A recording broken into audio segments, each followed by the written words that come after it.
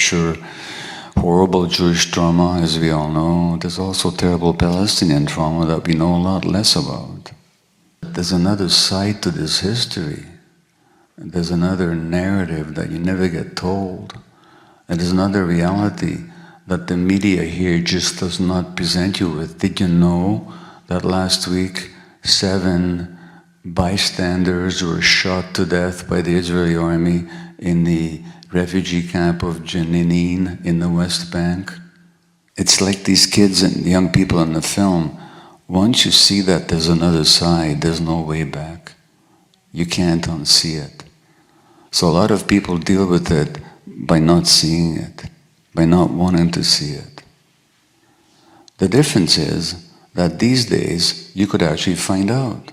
You could actually go on YouTube and listen to the Israeli historians who've researched what happened in 1948.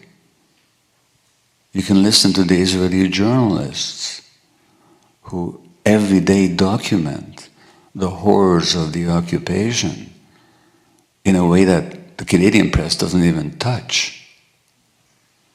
So if you don't know these days, it's because you don't want to know. You just don't want to know. I understand people not wanting to know. It's very painful. It's very painful to give up a dream, to give up an identification, to say that there's a reality that I don't like, but I have to accept. It's very difficult to do that.